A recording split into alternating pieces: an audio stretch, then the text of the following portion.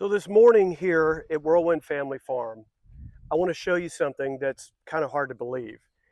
Every time I look at it, and as many times as I've grown it, I'm always a little amazed at where it comes from and where it is at this point.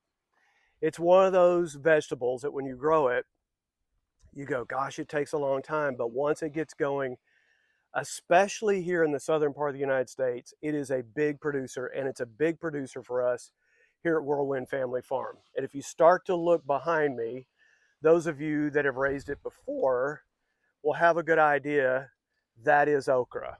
And you can see as I'm standing here, some of it is already a little over 3 foot tall.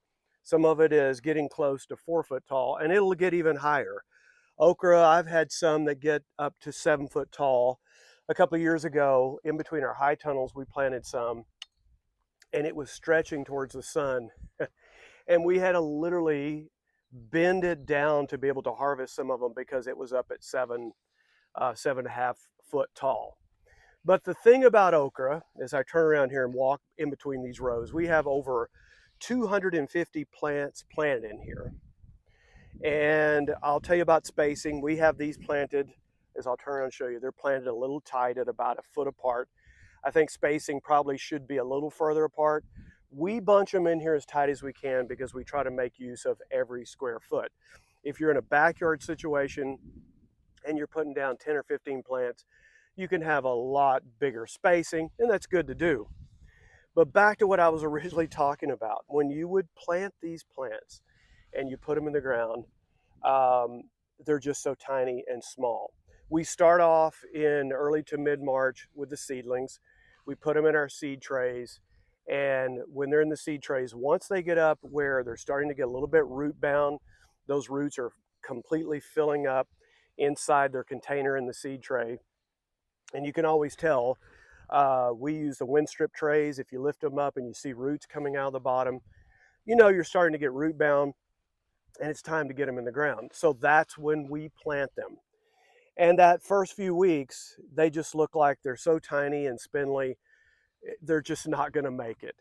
But once they start going, and I'll tell you, the key, especially here in the southern part of the United States, once you start to get those days where you start to get more heat during the day, you get those long days of the summer when the sun's coming up at right at 6 something and sets it.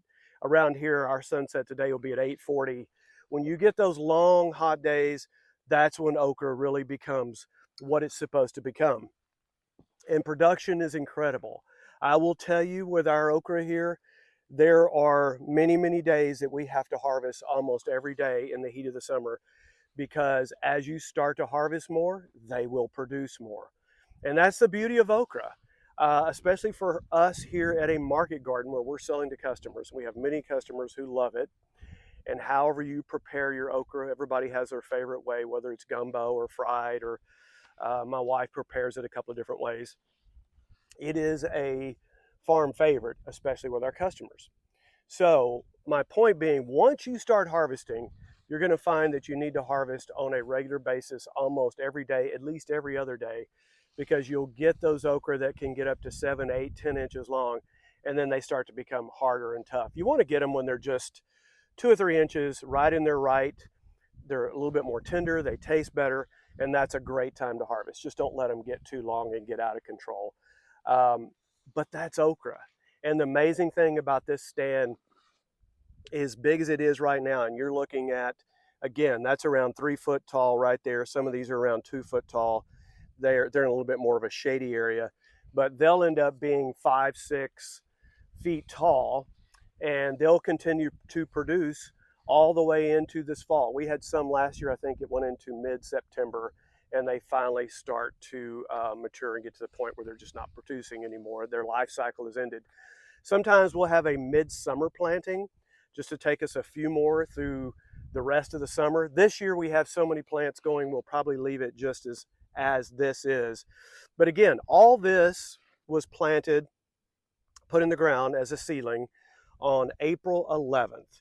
And then our seedlings were probably planted, if you go back about 3 weeks before that, into early mid-March. And then we moved forward.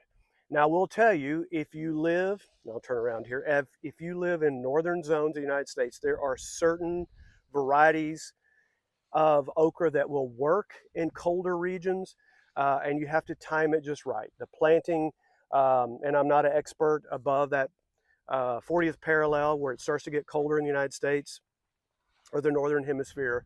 I would consult local nurseries and consult things to see when's the best time to plant for you and those varieties that work the best in the northern parts of the United States. In the southeast, southern part here in Texas, uh, gosh, like I said, we had them in the ground on April 11th and we were well past our freeze. We had our last freeze a little late this year on April the 6th.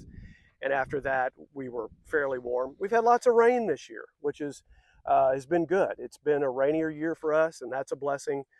But the key thing is with okra, once you get it going, uh, you may not like the hottest days of the summer, but that's when okra does its absolute best. So, hope you'll give okra a try each year. It's a great for me, I really like okra. It's a great plant that does well.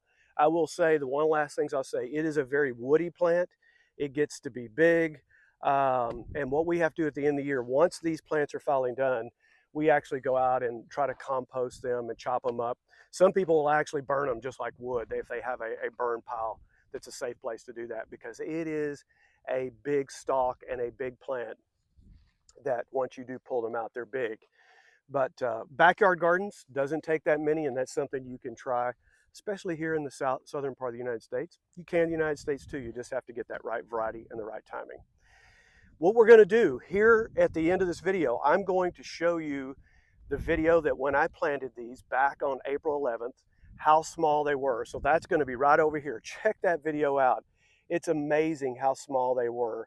And we have other videos we know you'll like. We have many, many videos here on our YouTube channel that will take you further along in that gardening process. Blessings over you, your family, and your garden. Talk to you soon from Whirlwind Family Farm.